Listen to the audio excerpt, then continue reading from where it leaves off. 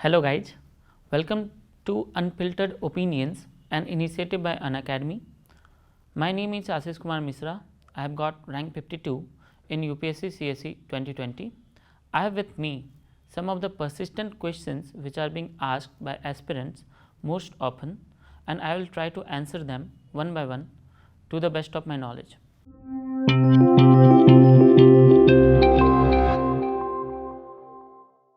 So, the first question: is online coaching sufficient to crack UPSC CSE? I believe that in this age of digitalization, we have ample study material available on various online platforms, but apart from the online platforms, I would like to add that you need to form a group of 3-4 sincere candidates who knows your strengths as well as weaknesses and who can guide you and serve as your anchor in every step. So, online coaching is good, it can be done, and many guys are now clearing with online coaching, but apart from that, I would suggest that you need to form certain good friendships, some good circle who can have your back in this UPSC journey. So, the next question is, what was your strategy 1 month before prelims? So, मेरा ये मानना है कि prelims में आपको mental preparation करना पड़ेगा. So, I learned to remain calm, cool and composed while attempting the paper. I focused more on the static portion and tried to consolidate my static notes through continuous revisions. And apart from that, there are certain hot topics like mapping, certain concepts from geography and polity, economy. You need to have a good command over those topics. So, I used to continuously revise these topics in last 1 month before prelims. Now, coming to the next question, what was your exam day strategy for UPSC prelims? So, मुझे लगता है कि this is a very interesting question. I believe कि और हमेशा से ये believe करता आया हूँ कि you need to remain cool, calm and composed while attempting the prelims paper, because at any given day you will not know for sure the answers to more than 30 to 35 questions. Rest needed to be solved on the spot. So, मैं एक दिन पहले ज़्यादा नहीं पढ़ता था, because I believe कि जितना ज़्यादा पढ़ेंगे उतना ज़्यादा एंग्जाइटी होगा, एंड हमेशा ये लगता है कि हमें कुछ आता ही नहीं है या फिर हमारी तैयारी कंप्लीट नहीं है. तो मैं 2 बजे तक जितना पढ़ाई हुआ then I use to go along with my brother और जाके एग्जामिनेशन सेंटर देखता था. एंड रात के टाइम में आई बिलीव इन मर्फीज़ लॉ कि अगर कुछ रॉन्ग हो, मतलब कि if anything is going to be wrong तो इट विल गेट रॉन्ग. तो मैं कोशिश करता था कि मर्फी लॉ मेरे ऊपर ना लगे.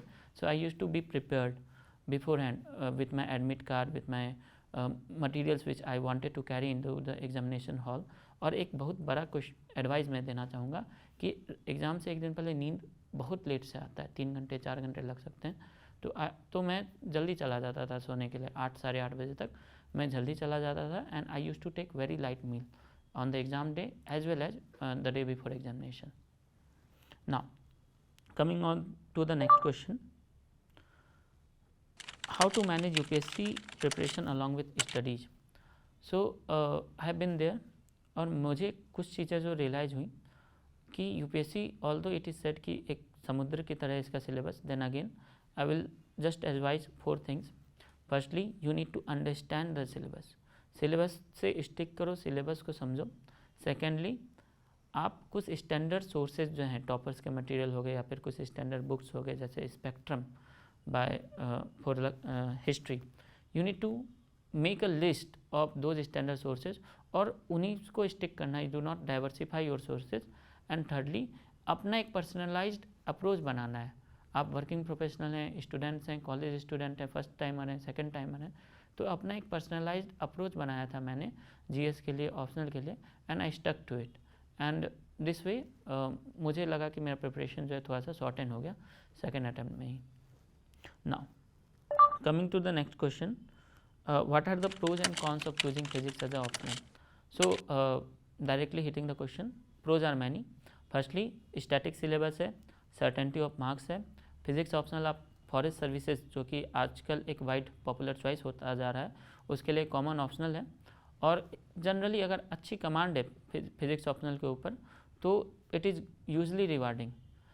कौन सी ये है कि सिलेबस जो है अगर हल्का सा भी सिलेबस से हट के कोई क्वेश्चन पूछ दिया गया and if you are not aware of that question तो आप अटेम्प्ट नहीं कर सकते हो। तो इट इज़ बाइनरी, या तो आपको आता है या तो आपको नहीं आता है। You will have to leave some paper, some questions. Secondly, syllabus बहुत वास्ट है, सो प्रिपरेशन करने में बहुत समय लग सकता है और ये भी हो सकता है कि जीएस में हल्का सा कॉम्प्रोमाइज़ हो जाए। So if you are not very good with time management तो थोड़ा सा आपको सोचना पड़ सकता है। Now coming to the next question, what am I not suppose to read for civil services examination? Taking from my own experience, आपको 4-5 newspaper पढ़ने की ज़रूरत नहीं है। एक ही टॉपिक के लिए you are expected to write not more than 200 और 300 वर्ड्स इन मीन्स, तो आपको 100-150 आर्टिकल पढ़ने की ज़रूरत नहीं है। And apart from that unorganize notes पढ़ने की ज़रूरत नहीं, you need to have your notes organized. और सबसे ज़्यादा ज़रूरत यह है कि ज़्यादा पढ़ने के ट्रैप में भी पढ़ने की ज़रूरत नहीं है। Revision is equally important as reading, और लोगों को रिवीजन जो है इनर्सिया लगता है, they generally do not tend to revise whatever they have read. तो कम ही पढ़िए लेकिन उसको रेगुलर रिवाइज कीजिए, बिकॉज रिवाइजन से रिटेंशन होगा और जो रिटेन करेंगे वही आप रिप्रोड्यूस कर पाएंगे मेंस में या प्रीलिम्स में। Now coming to the next question, what is the ideal note making strategy for UPSC CSE? I used to consult the topper notes for a topic or a standard coaching material note, and I used to make my notes based on that. Apart from that, what I did कि I used to consult various sources. For instance कि अगर मैं art and culture का notes बना रहा हूँ तो किसी टॉपर का मैं बेसिक नोट्स बना लूँगा। And apart from that consulting various sources like Nitin Singhania sir की किताब या फिर जीके टुडे का material, I use to enrich my notes further, ताकि एग्जामिनेशन डे के दिन I would have that confidence कि अगर मेरा नोट्स ही एक बार रिवीजन हो गया है तो प्रीलिम्स में मोर और लेस 80 to 90% क्वेश्चन मेरे ही नोट्स से आएंगे, या फिर मेंस में भी मेरे नोट्स से सारे क्वेश्चन एड्रेस हो जाएंगे। So that kind of super notes you need to make by continuously improving and enriching your notes. The note can be in both the formats. काफ़ी लोग ऑनलाइन बनाते हैं, काफ़ी लोग ऑफलाइन बनाते हैं, मैं ऑफलाइन बनाता था। What are the mistakes you should not commit while revision? Firstly, revision is the key, आपको रिवाइज करना ही पड़ेगा लाइक आई मेंशन बिफोर।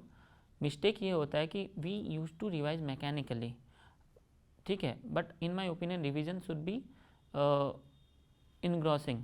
आपको रिवाइज करते समय दिमाग लगाना चाहिए। You need to adopt this practice of brainstorming, you need to ponder on questions कि यार ये टॉपिक में रिवाइज तो कर रहा हूँ but how can I use and what kind of questions can be asked in mains as well as prelims from this topic. तो ये जो आदत है ना, थोड़ा सा हैबिट बदलना पड़ेगा। रिवीजन सब करते हैं but you need to inculcate the habit of brainstormings in your revision strategy as well. The next question is what is the relevance of mock test and mock analysis? मेरा ये मानना है कि बहुत ज़्यादा हद से ज़्यादा मॉक दे के भी कुछ फ़ायदा नहीं है। Mocks are just an means to an end. And क्या है, आपका मीन्स बहुत अच्छा होना चाहिए, आपका राइटिंग आंसर राइटिंग अप्रोच बहुत अच्छा हो जाना चाहिए कि हर पेपर के लिए आपको पता है कि रेलिवेंट चीज़ें क्या लिखनी है और कैसे एम्बेलिशमेंट करना है, कैसे स्ट्रक्चरिंग करना है। प्रीलिम्स में भी वही है कि ज़्यादा बहुत लोग 100 मार्क्स देते हैं तब भी उनका प्रीलिम्स अनफॉर्चुनेटली नहीं हो पाता है, क्योंकि मॉक का जो मुझे लगा 3-4 साल में कि मॉक का अल्टीमेट गोल है कि आपका स्टैटिक बहुत स्ट्रांग कर दे, आपको कंटिन्यूस कोर्स करेक्शन करने में हेल्प करे, आपको अपनी वीकनेसेस पता करने में हेल्प करे और उसे रेक्टिफाई करने में। Because at the end of the day UPSC जो है, वीकनेसेस सभी के अंदर है, गलतियां सभी करते हैं, सेलेक्ट वही होता है जो सबसे कम गलती करे। तो मॉक का एक ही, मुझे लगता था एक ही मतलब है कि मुझे सबसे कम गलती करने में हेल्प कर सकता है अगर मैं मॉक दूंगा, मुझे अपनी गलतियां सुधारनी है। Next question, dos and don'ts to be followed by in UPSC interview. सबसे पहला एडवाइस मैं ये देना चाहूँगा, take UPSC interview seriously, because the kind of marking आजकल जो मार्किंग देखा जा रहा है इंटरव्यू में, इट कैन मेक और ब्रेक योर अटैम्प्ट। और ये कॉलेज इंटरव्यू की तरह नहीं है कि 2-3 दिन पढ़ा और डैप का देख लिया, बेसिक्स देख लिया and then you will nail the interview. You need to continuously imbibe certain characteristics like confidence, honesty, humility, how to choose the right words in a right scenario, how to avoid certain tricky questions in the interview। तो इसके लिए आपको एक continuous 3-4 महीने का लंबा process है और कुछ वैल्यूज़ तो आपको प्रिपरेशन के टाइम से इम्बाइब करना पड़ेगा। काइंडनेस, कंपैशन, ह्यूमिलिटी, माइंडफुलनेस, ये सब वैल्यूज़ आपका लंबे टाइम में इम्बाइब होता है, 2-3 महीने में आप ये नहीं सीख सकते हो। Secondly, make a very good group of friends. जैसे मेरे ग्रुप में 4-5 लोग थे and we completed each other's DAP, then certain hot topics from current affairs, then basic static portion from the GS। तो मैं यही बोलूँगा कि एक अच्छा ग्रुप बनाइए इंटरव्यू में। वन लोन वुल्फ बन के इंटरव्यू में बहुत ज़्यादा मार्क्स लाना मुझे लगता है कि मुश्किल हो सकता है। So the last question is how to maintain emotional intelligence as it plays a very important role in examination. And I totally agree कि ये जो गेम है, मेरा ये इक्वेशन है कि 60% कंटेंट है और 40% इंटेंट है, और इमोशनल इंटेलिजेंस मेरा फर्स्ट अटैम्प्ट में भी नहीं था, इसके वजह से the results were negative. Second attempt में मुझे ये लगा कि 3 पिलर्स जो हैं they help me in maintaining a desired level of mental calmness and mental strength. First pillar is अच्छे लोगों का संगत। You need to have certain people in your life who have firm faith in you and your abilities, and आपके लोज में, आपके सुख और दुख में वो आपका हमेशा साथ निभाते हैं। फॉर्चुनेटली मेरे पास प्लेथोरा ऑफ पीपल थे जिन्होंने हमेशा मेरे ऊपर भरोसा रखा, और जब मेरे लोज आए then they lifted me up. Secondly, have a playlist of very good motivational songs. Like I always mention कि मेरे कुछ मोटिवेशनल सॉन्ग थे, लाइक कि जीवन से ना हारो जीने वाले, रुक जाना नहीं, या फिर आले चक मैं आ गया। And then some good books, like कि I always use to keep Rashmirathi on my table, and I used to get motivated by its lines.